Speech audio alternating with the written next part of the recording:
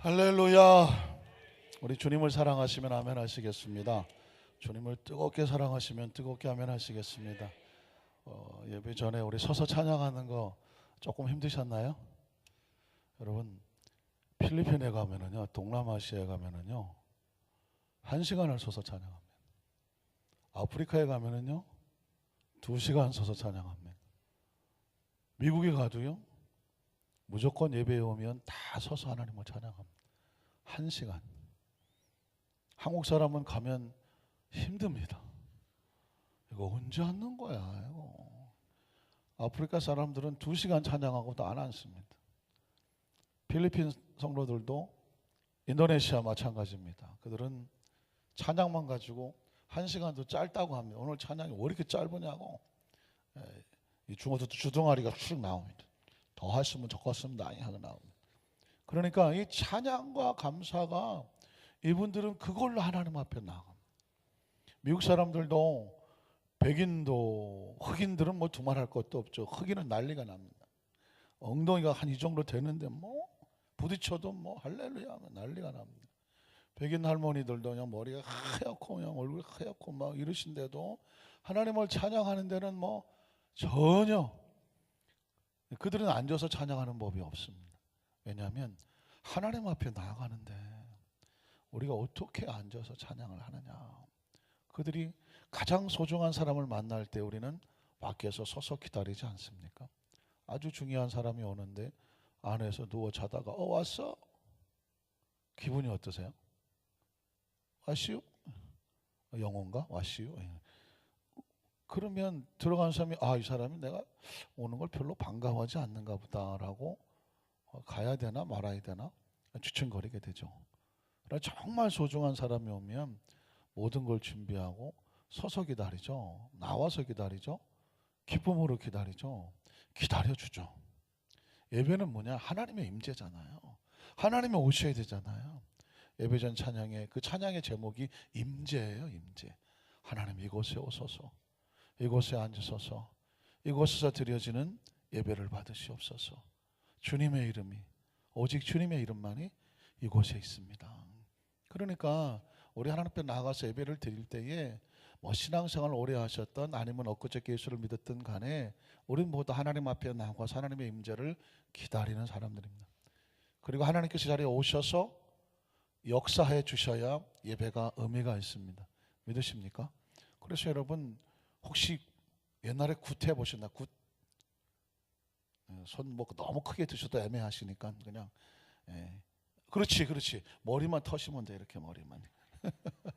내가 과거에 굿을 해본 적이 있느냐? 여러분 무당에 굿할 때 정성 들인 굿은 3일을 하겁니다. 그런데 그 중에 하나는 하루에 12시간을 한단 말이에요. 무당이 굿을 하는 목적은 똑같아요. 뭘 원하느냐? 임재를 원해요. 근데 신이 달라. 무슨 신의 임재를 원할까요? 귀신이냐. 귀신 중에서도 큰 대귀신, 왕귀신, 마귀가 임하길 원해요. 왜? 그 무당들도 서로 싸워요. 너는 잡신을 섬긴 것이 어디서 여기서 나는 용왕신을 섬겼니라 하고 자기 신은 용왕. 어이구 용왕 같은 거 하고졌네. 나는 저 태백산 백두산 신이요. 태백산 백두산 뭐 이런 신을 섬기면은요 모가지가 빳빳합니다. 남산이나 요 동네 어디 이런 무슨 산 이런 뭐 광교산 이런 쪽의 산 가지고는 얘기가 안 돼요. 그러니까는 이 무당도 족보가 있어요. 너는 어느 신을 섬기느냐? 애기 동자 이런 잡신은 물러가는 귀신이 귀신 물러가려고 그래요. 그러니까 제가 이 얘기를 드리는 이유는 뭐냐면 그 신의 임재를 원하는데요.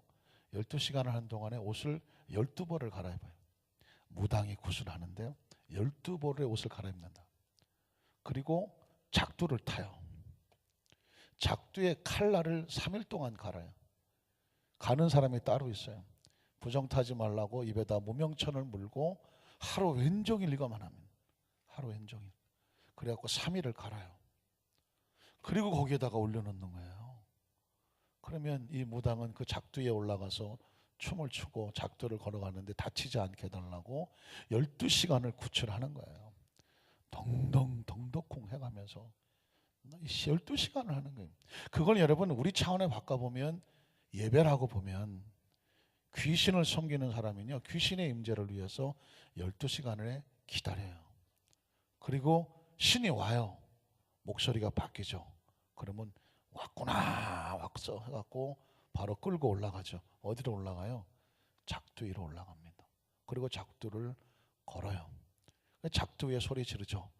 무슨 신이 오셨습니까? 그러면 나는 저 동해의 용왕이다. 그러면 아이고 용왕신이 오셨습니까? 하면서 뭐 용왕신 받았다고 하고 내려와요. 이게 신내림 구치라고 하는 거예요. 저는 그 장면을 TV에서 보면서 충격을 받았어요. 하나님의 강력한 외침이 있었습니다. 잡신 하나 받기 위해서도 사물을 입에 무명천을 물고 작두칼을 간다. 그 잡신을 받기 위해서 12시간을 12번의 옷을 갈아입으며 준비했다가 그리고 온 전심을 향해서 해놓고 귀신을 사모한다. 그리고 그 귀신에 잡힌다.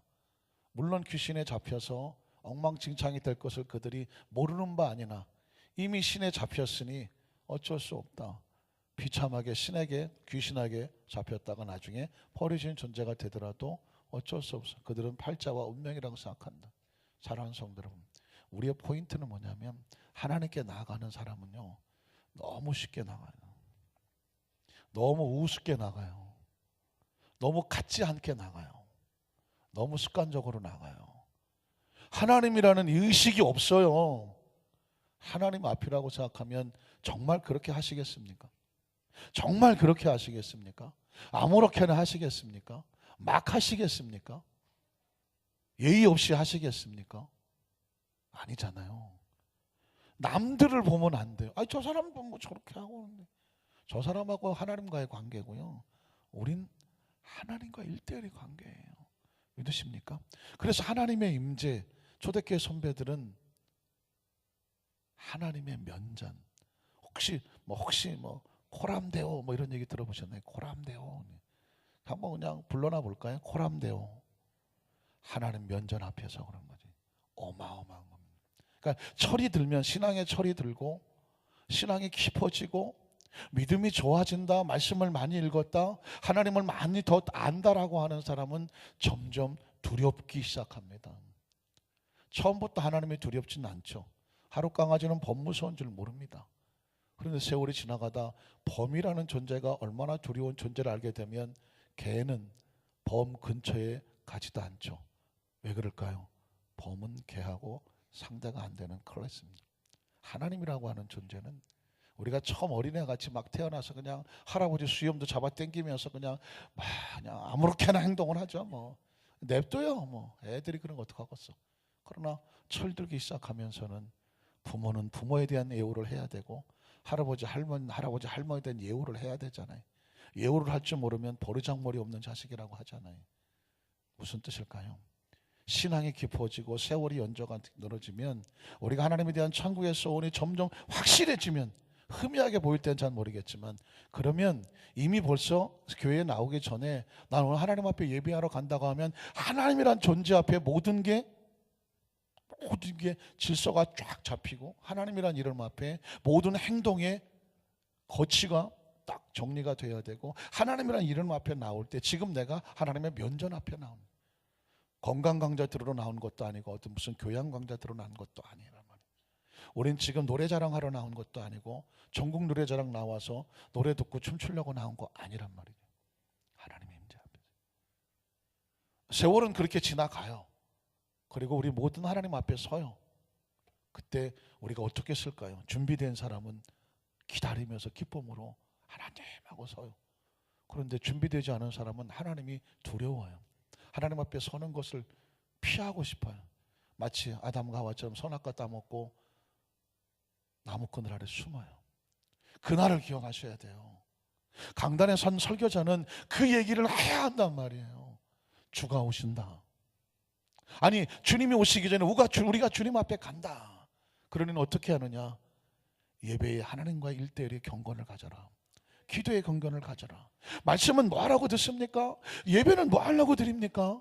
우리 하나님 앞에 나와서 왜 기도합니까? 그건 우리가 좀 더 영적으로 철들기 위해서 하나님을 하나님 되게 하기 위해서, 하나님의 예우를 갖추기 위해서. 믿으십니까? 어떻습니까? 너무 소중한 것은 손도 안 대지 않습니까? 정말 귀하게 하지 않습니까?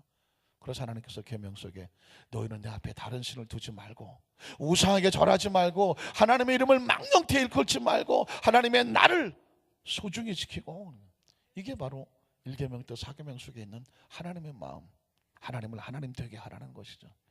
예배를 모두 마치고 나갔을 때 한 가지만 남으면 돼요. 하나님. 한번 따라 하실 거예요. 하나님. 예배를 마치고 나갔는데 오늘 말씀도 너무 은혜롭고 오늘 찬양도 새로운 찬양 기도도 많이 하고 마음의 기쁨도 있고 은혜도 있고 아이고 할렐루야 하고 나갔는데 정작 내 마음속에 하나님이 없어. 분위기도 좋고 시간도 적당하고 괜찮았어, 컨디션도. 그런데 하나님이 없어. 하나님이 없어. 그건 예배가 아니란 말이에요. 그래서 현대 교회에서는요, 점점 크리스찬들이 편한 걸 찾아요. 좀 더 편한 거. 의자가 왜 이렇게 딱딱해 이거. 좀 더 좋은 의자, 한 사람씩 앉는 의자, 팔걸이 딱 엮고 스위치 누르면 대로 제껴지는 의자, 그런 의자. 가끔씩 스위치 누르면 예배 시간에 안마해주는 그런 의자. 더우면은 막 밑에서 에어컨 나오는 의자. 그냥 겨울에 추우면 그냥 밑에서 그냥 따뜻하게 온풍이 나오는 의자. 그런 의자 있으면 좋겠죠? 좋지 뭘. 그런데 여러분, 그러다 보면 뭐라고 하는지 아십니까? 가끔 뒤로 누우면 리클라인처럼 주무를 수 있는 의자. 사람이 있잖아요. 쓰면 앉고 싶고 앉으면 눕고 싶고 눕으면 주무시고 싶고 그런 거예요. 그러니까 사람의 육신은 어쩔 수 없어요. 이게 나쁘다는 게 아니라 육신은 그래. 육신은요, 등 따시고 배부르면 최고예요. 얘는 천국 갈 게 아니야. 육신은 천국 갈 게 아니기 때문에 육신은 천국에 소망이 없어요. 그냥 등 따시고 배부르고 잘 먹으면 땡이요. 육신은 그래, 육신은.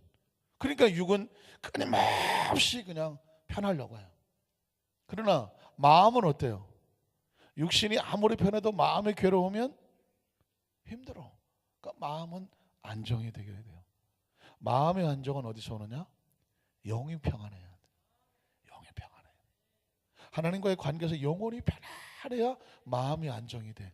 그래야 육체도 비로소 안전한 거예요. 육체는 안전해야 돼요. 편한 게 아니라 안전해야 돼요. 그래서 뒤집어 영이 하나님과 올바로 서기 위해서 육체를 치는 거예요. 금식도 하고 철야도 하고 무릎 꿇고 엎드리기도 하고 아까 힘들어도 서서 사기도 하고 그렇게 육을 쳐서 죽이면서 하나님께 나가는 거예요. 마음에 딴 생각하지 못하도록 나가는 거예요. 그래서 그 영이 하나님만 집중하게 하는 거예요. 믿으십니까? 그래야 그 사람이 평안해요. 여러분, 눈빛을 보면 그 사람의 영혼이 지금 어떤지 알 수 있어요. 눈빛이 편안하고 안정된 사람은 마음이 안정되고 육체도 안전해요. 그러나 겉으로 볼 때는 좋은데 눈빛이 흔들려. 눈빛이 흔들려. 어제 제가 여의도 순복음 강서성전에 가서 부흥회를 하고 전도 집회 강사를 하고 안수 받을 사람 다 나오시라 했더니 통째로 다 나왔어요. 통째로 다 나와. 난 또 기도하다가 줄이 얼마나 긴가 쳐다보긴 처음이니 암만 기도해도 줄이 안 줄어. 보니까 저 끝까지 다 이거 괜히 다 나오라 그랬나. 속으로 너무 힘드니까. 왜냐하면 저 끝까지 다 나왔어요. 근데 딱 이분들 얼굴을 보면서 내가 처음 보는 사람들이잖아요. 물론 오래전에 본 사람도 있는데 딱 안 손을 얹고 얼굴을 쳐다봐. 처음 본 얼굴들인데 보여. 이 사람은 마음이 아프구나. 이 사람은 지금 육체가 아프구나. 이 사람은 지금 어떤 큰 일을 놓고 있는데 그것 때문에 고민하고 걱정하는구나. 그냥 정령이 영감을 주는 대로 다 선포하고 이래. 그도 아니야 보여. 이유가 뭐냐? 얼굴을 보니까 영적으로 평안한지, 영적으로 흔들리는지, 마음이 아픈지, 육체가 아픈지, 아니면 영이 아픈지 그게 보여. 그래서 내가 그걸 느낀 거야. 영이 편안하지 않으면 절대로 얼굴이 편안하지 아니하며 얼굴이 편안하지 않은 사람이 마음이 편할 리가 없고, 마음이 편하지 않은 사람이 육체가 안전할 리는 없어요. 물론 뭐 건강해 하실지 모르지만 안전하지는 않아요. 믿으십니까? 그래서 제가 아까 우리 찬양하다가 힘드시면 다 앉으세요 그랬더니 다 앉더만. 그래서 내가 조금 충격을 받았지. 물론 이제 상황이 이제 안 된 시간인구나라고 착각해서 앉으신 분도 계신데, 요쪽에만 몇 분 서 계시고 거의 때를 기다렸던 듯이 덕덕 앉았어. 제가 마음이 쿵했어. 아유, 서서 찬양하는 게 힘드셨을 텐데. 그런데 내가 느낀 게, 하나님 앞에 나갈 때는 힘들어라 해요. 한번 따라 하실게요. 하나님 앞에 나갈 때는 억지로라도 힘들어라 그래요. 힘들어야 돼요. 왜냐하면 베드로를 보십시오.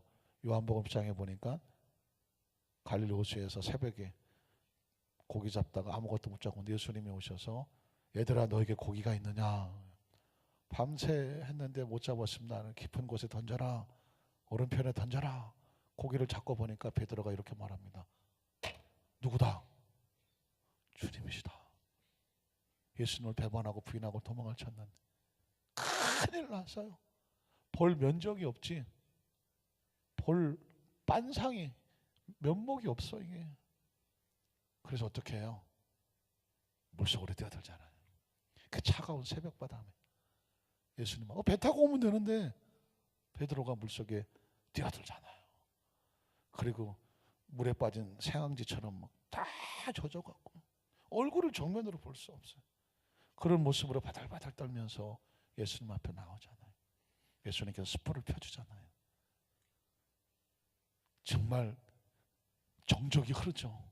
예수님은 베드로를 쳐다보고 베드로는 예수님을 못 쳐다봐요. 그렇게 얼마나 지났을까요? 정말 베드로의 저는 지나가는 시간이 지옥 같은 거예요.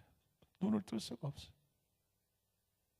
예수님께서 말없이 떡을 띄워주고 생선을 띄워주고, 그걸 받아서 먹을 수가 있겠어요? 아마 펑펑 눈물 흘리면서 예수님 뭐라고 해도 할 말이 없는 거예요. 그때 나왔던 이야기가, 바요나 시몬아, 내가 여기 있는 모든 사람들보다 나를 더 사랑하느냐라고 물었단 말이에요. 배반한 사람한테 사랑하냐고 물으니 이것처럼 가슴 아픈 일이 어디 있어요. 그래서 나온 얘기가 고개 떨구면서, 제가 주님을 사랑하는 줄 주께서 알지 않습니까? 라고 할 수밖에 없습니다. 거기서 베드로가 예수님 앞에 내가 어떤 모습으로 나갈 수가 없죠. 이 부끄러고 추하고 이 모습으로 어떻게 나가요? 그래서 선택한 거죠. 가장 예수님 앞에 자기가 할 수 있는, 몸으로 할 수 있는 표현이 뭐네요? 물에 빠진 가장 약한 자의 모습으로 주 앞에 나가는, 그런 모습이라도 조금이라도 더 주님 앞에 그냥 물에 빠져 헤엄쳐서라도 자신의 심정을 알고 싶은 마음으로 나가는 거예요. 사실은 이게 예배죠. 오늘 저와 여러분이 다른 건 없어요. 우리가 예배를 드리되 계속 우리가 예배 가운데, 지난주 새벽 예배, 지금도 새벽 예배 가운데 있는데, 예배 가운데 혹시라도 예배 홍수에 묻혀서 예배가 그냥 스쳐 지나가면 안 되는 거예요. 저는 그게요. 딱 하나. 예배는 스쳐 지나가면 안 된다. 오늘 예배가 내 인생의 마지막 예배가 될 수가 있다. 그러니 예배에 내 중심이 하나님께 닿게 하자. 믿으십니까? 그거 성공하면요, 여러분은 예배에 성공하면 신앙에 성공한 거고, 신앙에 성공하면 삶에 성공한 겁니다. 삶에 성공한 사람이 어디를 갈까요? 천국을 가죠. 삶의 성공은 천국이에요. 아무리 이 땅에서 잘 먹고 잘 사셨어도 천국이 없으면 성공인가요? 실패인가요? 실패잖아요. 그러니까 천국을 하려면 삶에 성공해야 되고, 삶에 성공하려면 신앙에 성공해야, 신앙은 하나님과의 관계에 성공해야 되고, 신앙에 성공하려면 예배에 성공, 예배는 하나님과의 관계의 가장 적절한 표현이니까 예배에 성공하려면 어떻게 돼요? 지금 내가 하나님 면전 앞에서 중심이 닿아야 돼요. 요즘 사람들도요, 자기 마음에 진정성이 안 닿으면 아무리 노래를 잘하든 그림이 어쨌든 간에 절대 마음 안 움직여요. 마음에 닿아야 돼. 마음에 와서 털컥떡 해야 돼. 뭉클거려야 돼. 그러면 한없이 눈물 나요. 그러나 마음에 안 닿으면 아무리 뭐 어쩌고 저쩌고 노래를 잘 불러도 안 들어요.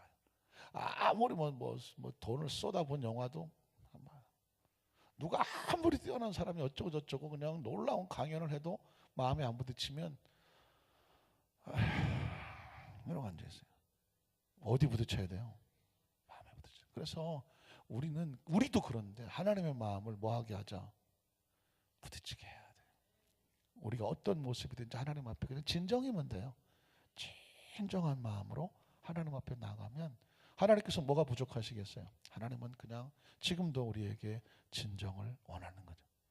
여러분 혹시 이 찬양을 기억하십니까?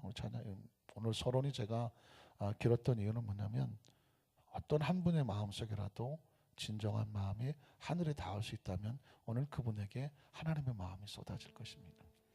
오늘 찬양은 고린도서 13장에 있는 사랑은 언제나 오래 참고 사랑은 언제나 온유하다. 요즘 이영원 목사님이 새벽 예배 아침에 새벽에 하시면서 야고보서 강해를 하시는데 야고보서는 행함을 강조하죠. 믿음은 뭐냐? 행함이다. 행함이 없는 믿음은 죽은 믿음이다.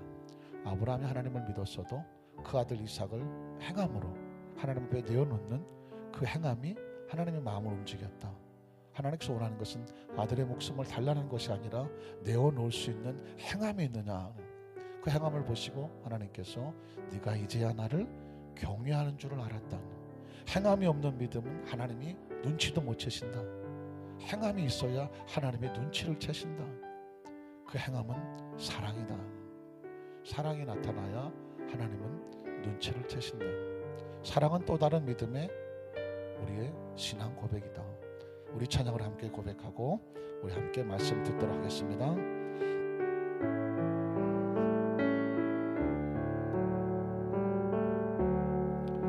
사랑은 언제나 오래 참고 사랑은 언제나 온유하며 사랑은 시기하지 않으며 자랑도 교만도 아니하며 사랑은 물에 행치 않고 사랑은 물에 행치 않고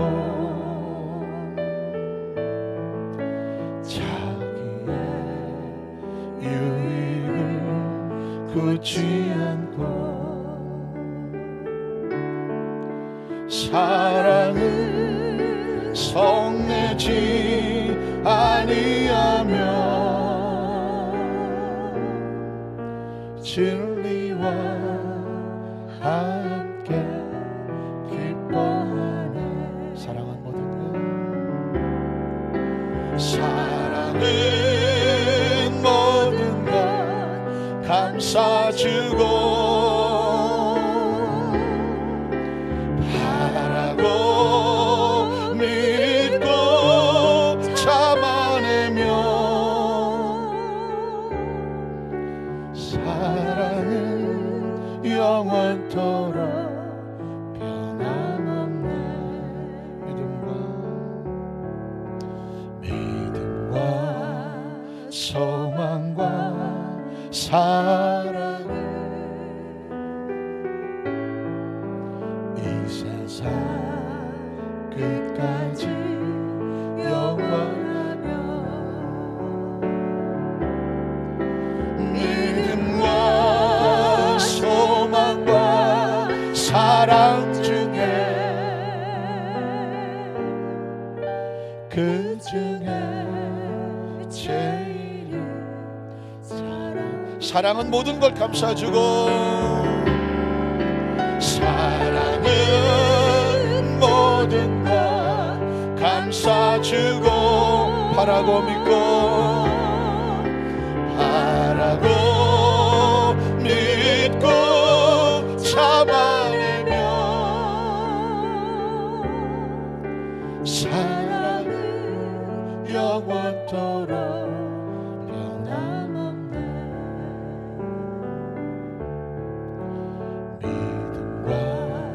소망과 사랑은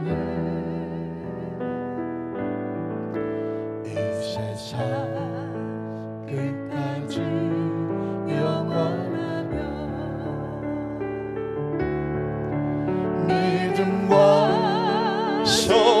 사랑과 사랑 중에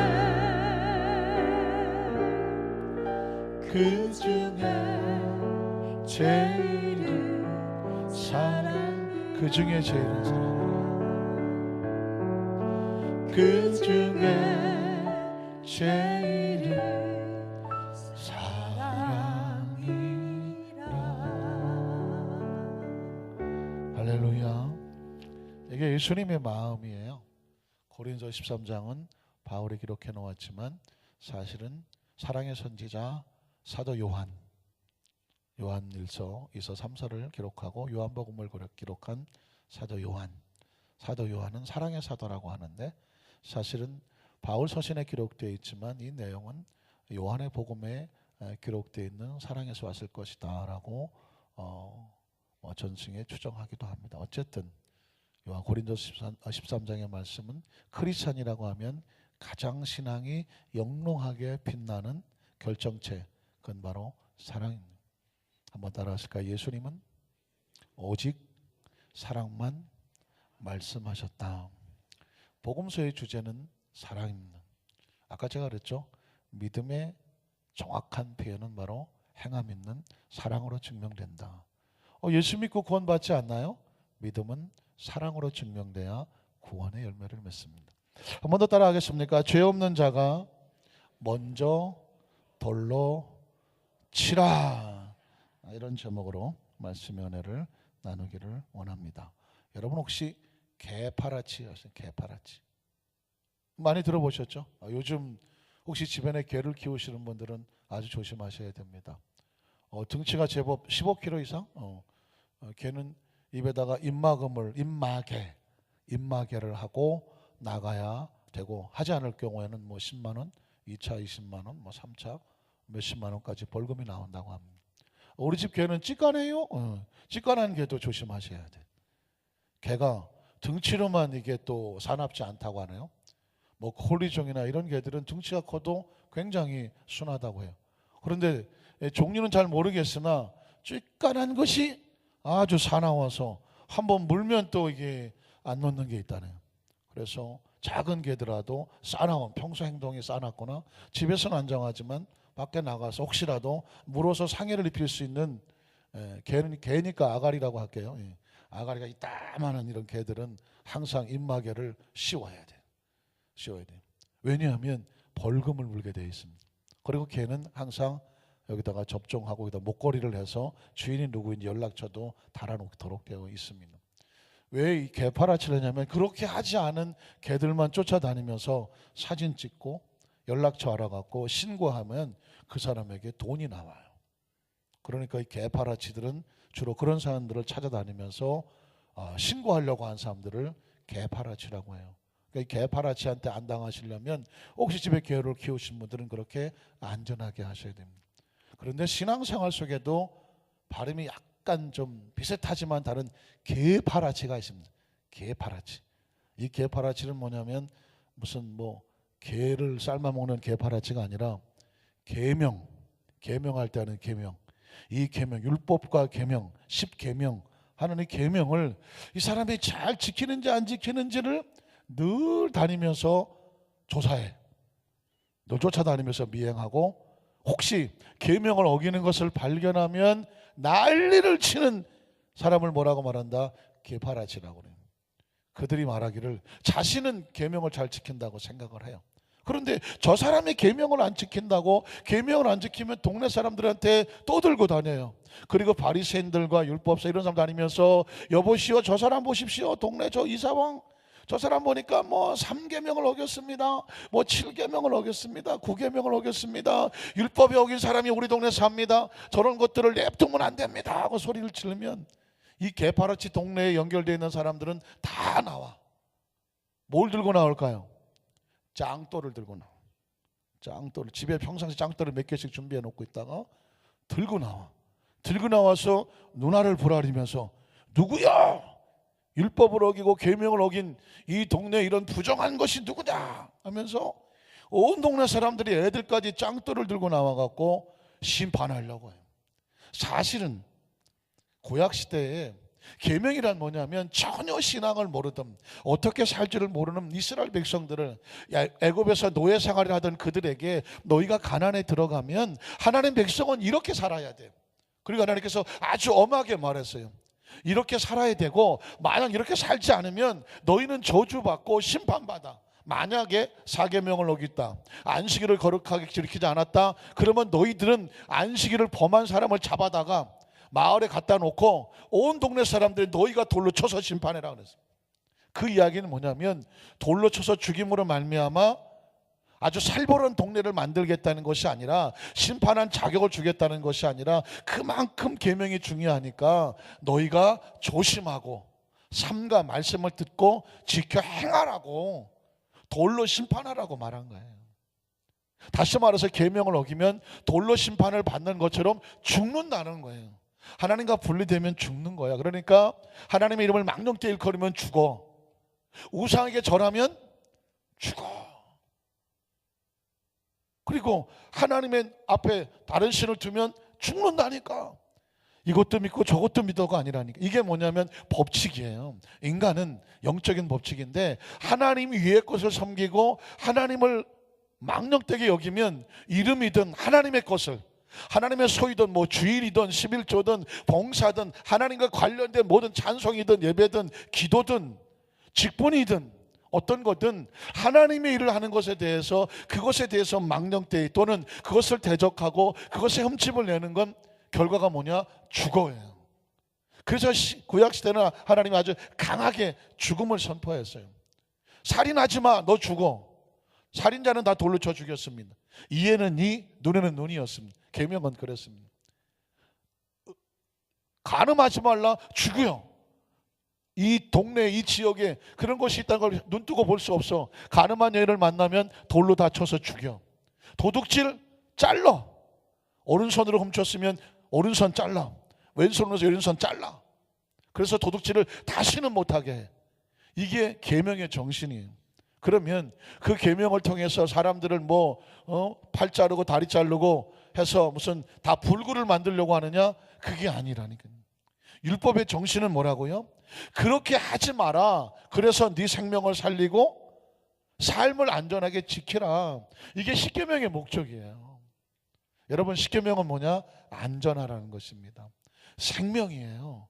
그리고 축복이고, 자동차를 몰고 나갔는데 어디로 갈 줄 모르겠어요.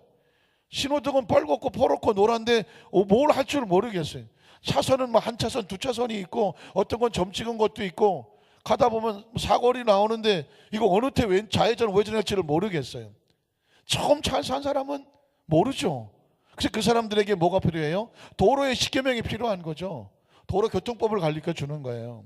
도로교통법을 주면서 또 거기다가 벌금이 나와요. 중앙선을 넘었다 사고 나면 돈을, 벌금을 물고, 자동차 사고 하는데 뒤에서 받으면 벌금 물고, 보험료 올라가고, 어쩌다가 차가 둘이 부딪혔는데 차가 똑같이 부딪혔어도 잘못한 사람에게 벌금이 나오고, 특히 중앙선 같은 경우는 생명선이다, 넘으면 죽는다. 자동차도 마찬가지죠. 이런 복잡한 법규를 왜 해야 돼요? 안전하라고 하는 거예요. 차 끌고 나가서 당신도 안전하시고 다른 사람도 안전하게 하라고. 얼마나 많은 사람이 차를 끌고 나오는데 서로 안전하라고 하는 거죠. 도로교통법은 사랑이에요. 축복입니다. 그래서 교통법은 뭐 해야 돼요?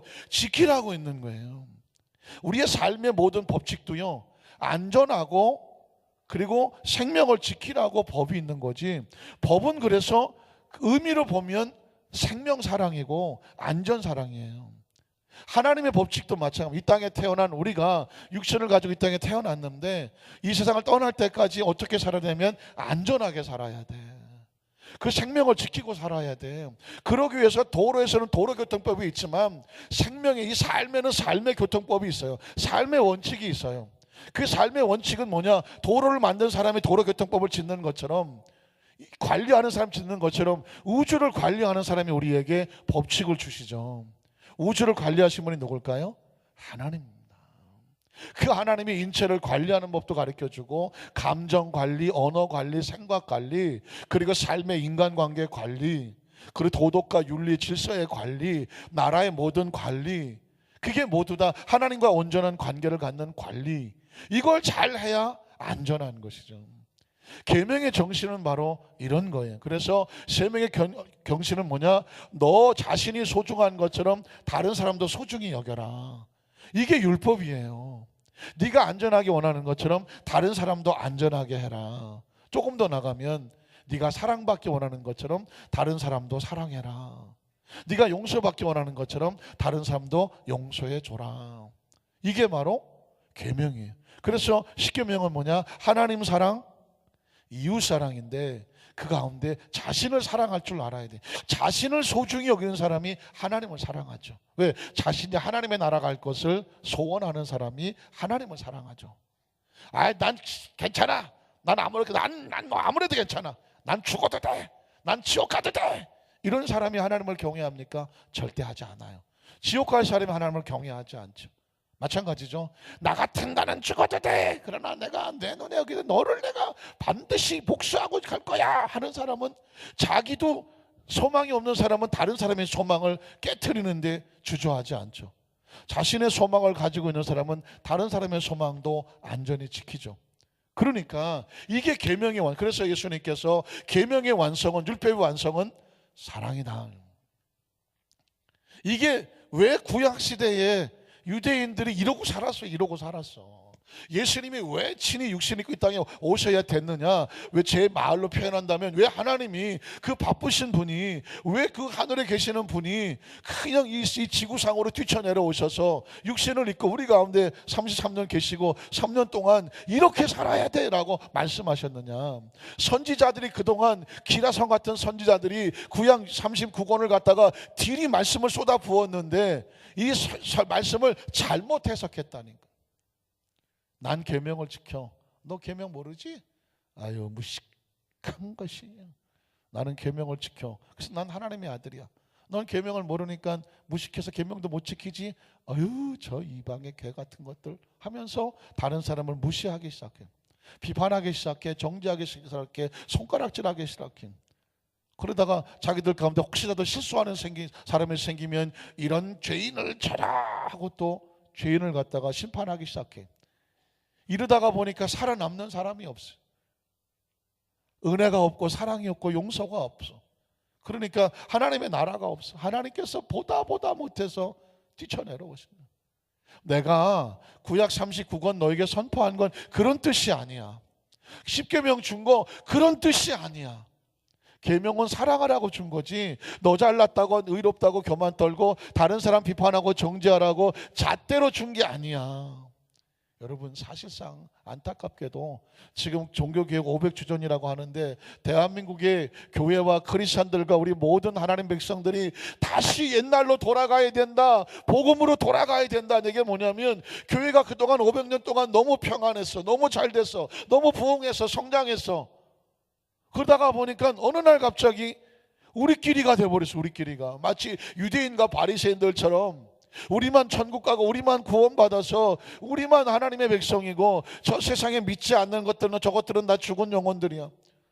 어느 날 갑자기 우리가 옛날 카톨릭처럼, 옛날 바리새인들처럼 우리 안에서 사랑이 없어지고 교회 안에서 판단하기 시작하고 손가락질하기 시작하고 네가 높아 내가 높아 하면서 사람들이 자꾸 계급을 만들기 시작하고 낮아지고 섬기고 섬겨주던 그 그리스도의 모습이 점점 사라지고, 너 나한테 왜 인사 안 해?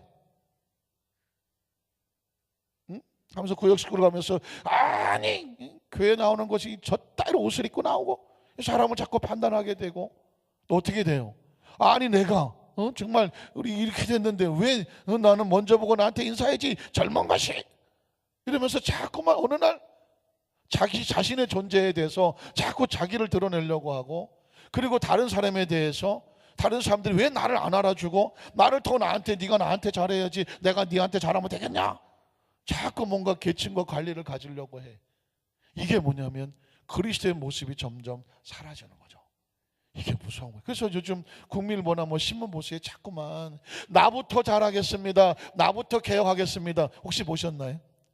그게 무슨 뜻이에요? 다른 거 하나도 없어요. 예수님 마음으로 다시 돌아가는 거예요. 예수님 마음으로 돌아가는 거예요. 자, 이게 오늘 본문의 내용이에요. 잘 아시는 내용인데 이 스토리가 왜 말씀이 이 내용이 왜 있느냐만 핵심이 중요한 거예요. 핵심이 중요해요. 그러면 나머지는 그냥 읽어 내려가시면 돼요.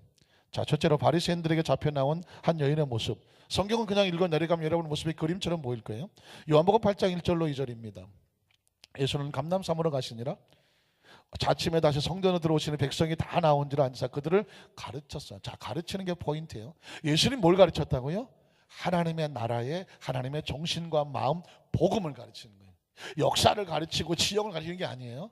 우리는 하나님의 마음을 받는 거예요. 믿으십니까? 하나님의 이름은 뭐고, 하나님은 어떤 일을 하셨고, 하나님 역사 어떤 거, 그 모든 것들은 다 아우트라인이에요. 진짜 우리가 하나님께서 알아야 되는 건 뭐냐면 그분의 마음을 알아요. 하나님의 마음을 알아요. 예수님은 이 땅에 오셔서 하나님의 마음을 가르쳤어요. 자, 어떤 마음일까요? 그 다음 절에 보면 뭐라고 말할까요? 서기관들과 바리새인들, 성경을 가르치는 사람이에요. 자, 비유를 한다면 예수님은 하나님의 마음을 가르치는 분, 서기관 바리새인들은 성경의 말씀에 교육하는 분. 마음이냐 성경이냐 이게 부딪혀요. 자, 음행 중에 잡힌 여자, 이 여자가 왜 그랬는지 몰라요. 어쨌든 계명은 7계명을 어겼어요. 그렇죠? 7계명을 어겼으니까 성경의 계명을 어긴 사람이 끌려 나왔어요. 그리고 아직 그 시대사에서는 계명에 따르면 돌로 쳐서 죽이게 됐죠. 그런 얘기 하는 거예요. 가운데 세워요. 이건 틀린 게 아니라 율법은 그렇게 했어요. 자, 그 다음 절 계속 가요. 예수께 말하되 선생님이요, 이 여자가 가늠하다가 7계명 현장에서 잡혔습니다. 7계명. 그 다음 절. 그래서 모세는 10계명에 따라서 7계명을 어겼으니 이런 여자를 돌로 치라고 명하였습니다. 이건 모세의 명령이 아니라 하나님의 명령입니다. 왜냐하면 그렇게 하지 말라고 강조하신 것입니다. 자, 그렇겠으면 선생, 예수님을 계속 랍비 정도, 당신도 말씀 가르치는 사람 아닙니까?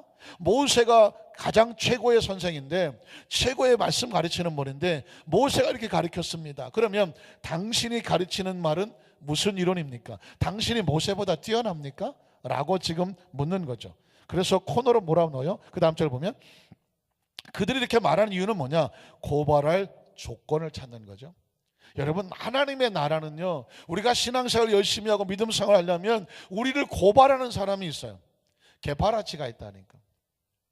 이건 마귀예요. 다른 사람을 고발하려고 상의하려고 조건을 찾고 이유를 찾는 그런 습성과 그런 존재가 있는데 그건 뭐냐? 마귀가 하는 거예요. 자, 이 서기관과 바리새인들도 배우는 마귀예요. 그들은 마귀에게 이용을 당하고 있어요. 조건을 얻고자 예수를 뭐 하는 거죠? 시험하죠. 시험은 테스트가 아니라 템테이션이에요. 예수님을 잘해서 올리려고 하는 것이 아니라 함정에 빠뜨려서 죽이려고 하는 거예요. 이게 마귀가 하는 거죠. 그 다음 절 갈까요? 그랬더니 예수께서 몸을 굽히사 손가락으로 땅에 쓰셨다. 여러분 보십시오. 자, 오늘 저와 여러분의 삶 현장 가운데 우리도 이런 일을 당할 수가 있어요. 내가 현장에 가늠하다 잡힐 수 있다는 얘기예요. 그렇게 심한 말을 그렇게 들을 수가 있죠. 그러나 제 얘기 뭐냐? 10계명 중에 한 계명이라도 우리가 어겨서 그게 하나님 앞에 또 사람들 앞에 잡혀서 나와서 돌에 맞아 죽을 이 여인의 입장이 될 수 있다는 거예요. 1계명이든 10계명이든 7계명이든 우리가 그 여인처럼 끌려 나오는 죄인이 될 수 있다는 거예요. 또 반대로 어쩌다가 몰려가 봤더니 죄인이 눈앞에 있고 우리가 돌을 들어서 저 여인을 돌로 쳐야 되는 심판할 자리에 갈 수도 있어요. 살다가 보면 아니 저거 봐, 저런 못된 게 있어. 저거 돌로 쳐 죽여야 되지 않아? 어떻게 생각해? 왜? 아니 생각해봐, 저거 죽여야 되잖아. 저거 모세일표 이렇게 말하잖아. 어떻게 생각해? 내가 그 반대 돌 들고 나간 입장이 될 수도 있고 반대로 끌려 나온 입장이 될 수가 있다는 거예요. 인간은 누구나 그럴 수 있어요. 그러면 자, 두 번째로 마지막이죠. 어떻게 되냐? 예수님은 어떻게 하시느냐? 오늘 저와 여러분은 예수님은 어떻게 하시느냐? 예수님이 어떻게 하는지를 가만히 보고 우리도 누구처럼 해야 돼요? 예수님처럼 하면 되는 거예요. 한번 따라 하실까요? 예수님처럼. 창세부터 계시록까지 내가 어떤 상황이 일었을 때 내가 어떻게 해야 될까? 이 상황에서 어떻게 대처해야 될까? 딱 답은 나와 있어요. 예수님처럼. 누구처럼? 예수님처럼. 자, 예수님 어떻게 하셨을까요? 6절에 보니까 이렇게 하셨어요. 그들이 이렇게 말하면 고발을 쫓고 얻고자 하여 예수를 시험함이로라. 예수께서 몸을 굽히서 손가락으로 땅에 쓰셨다. 그 얘기를 들으면서 예수님은 몸을 굽혀 손가락 땅에다 글을 쓰셨다. 이거 뭘 썼는지 성경에 나오지 않지만 여러분, 예전에 조영기 목사님이 요한복음 강의하실 때 이 부분에서 아마도 율법에 대한 이야기가 나오니까 예수님은 십계명을 쓰셨을 것이다 라고 추정을 합니다. 근데 뭐 그게 가장 정확한 답인 것 같아요. 예수님께서 십계명을 쓰셨어요. 그러니 그걸 보는 바리새인 서기관들은 어땠을까요? 그러면 그렇지, 지가 뭐 모세보다 뛰어날 리가 없겠지.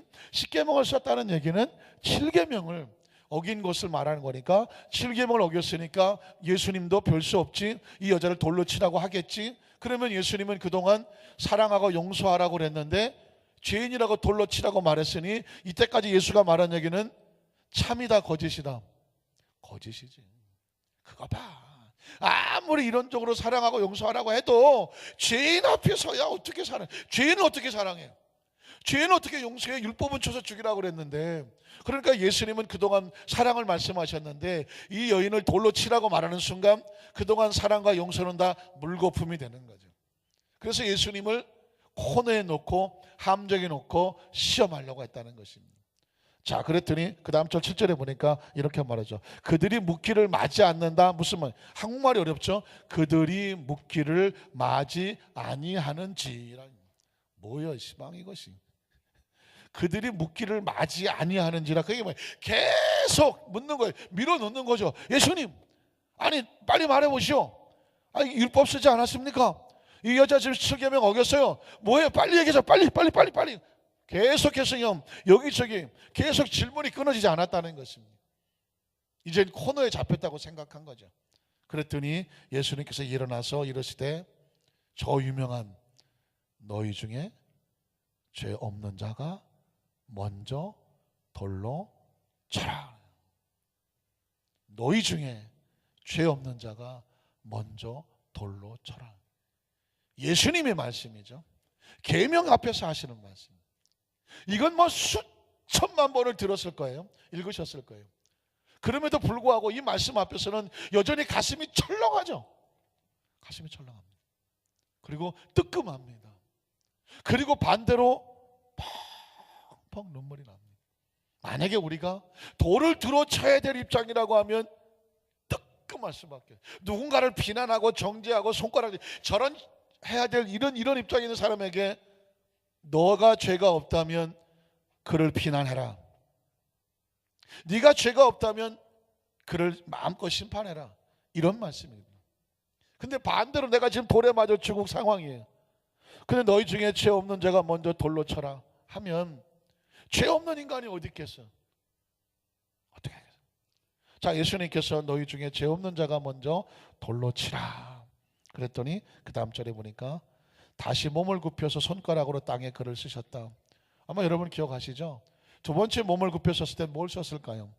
첫 번째가 계명을 썼다면 두 번째는 거기 돌 들고 있는 사람들이 숨겨진 죄. 한번 따라하실까요? 숨겨진 죄.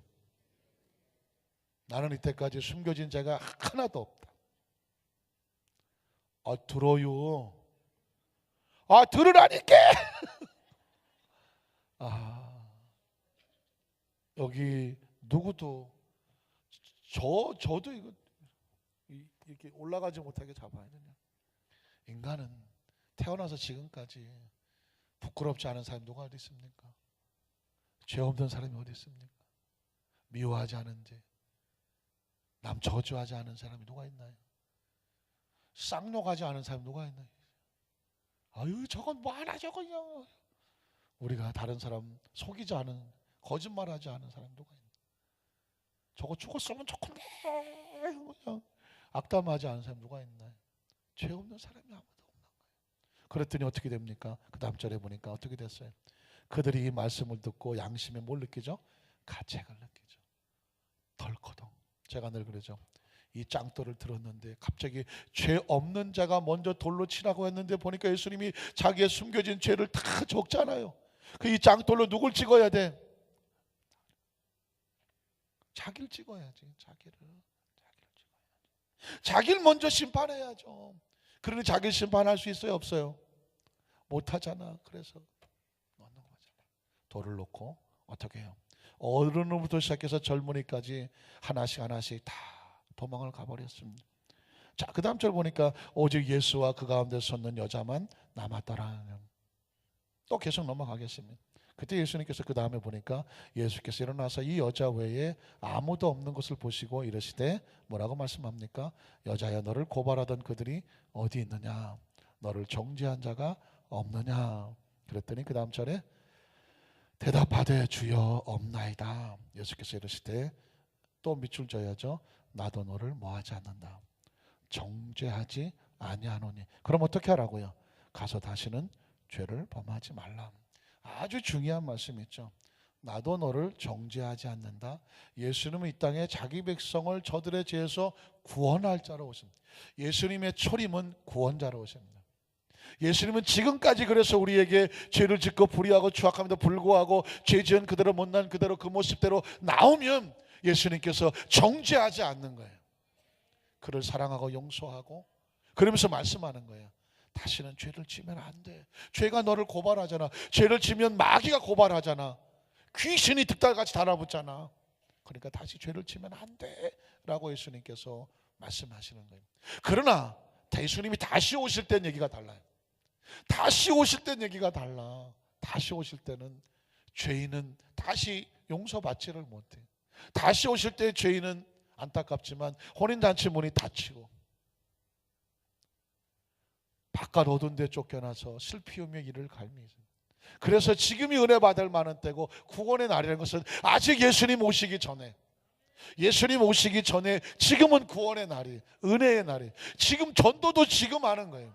예수님 오시고 나면 전도도 끝이에요. 예수님 오시고 나면 믿음도 끝이에요. 예수님 오시고 나면 소망도 끝이에요. 다 이루어졌어요.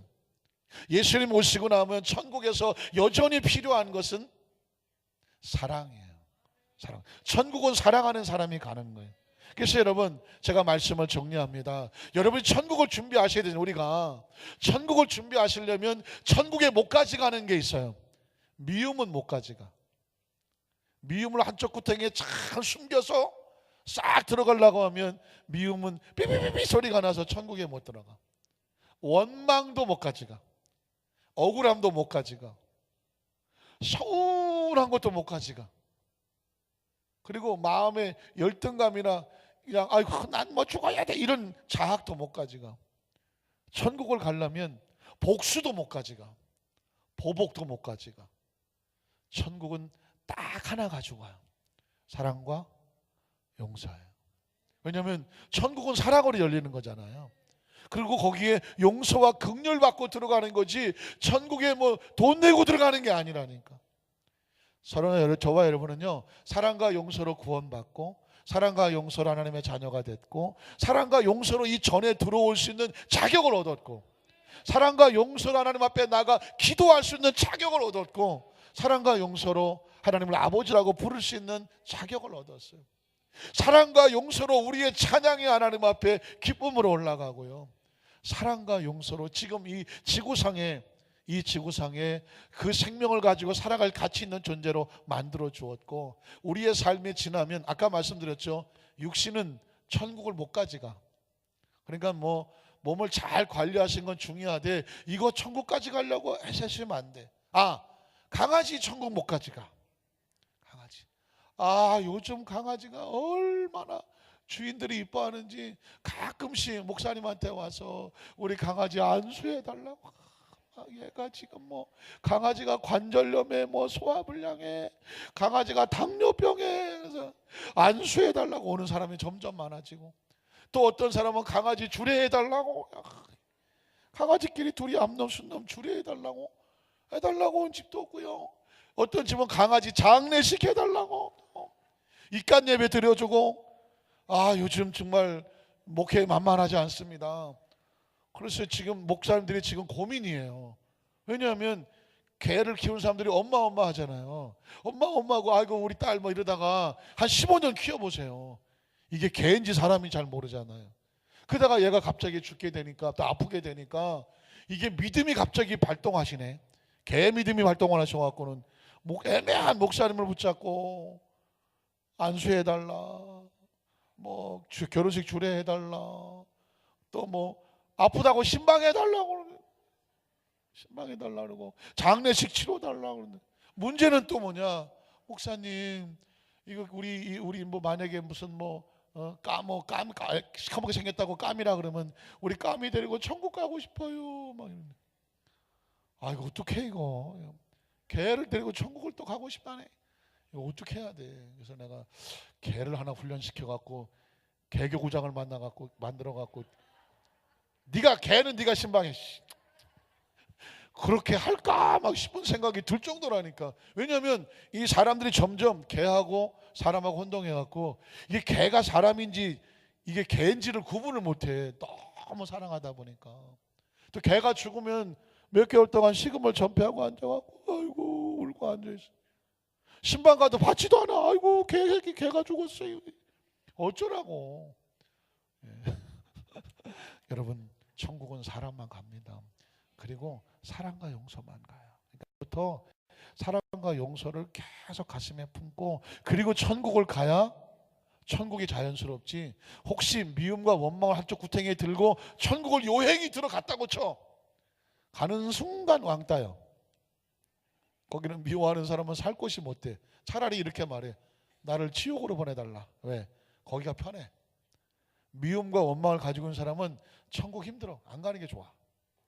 그냥 저쪽 지옥에 가면 아주 자연스럽고 그것들이 모여 있어. 그러니까 편한 걸 선택하셔야 돼. 오직 사랑과 용서와 은혜와 긍휼만 가지고 가요. 우리 사랑하는 한산교회 성도의 가슴 속에 이 은혜가 임하시기를 주님 여러분으로 축복합니다.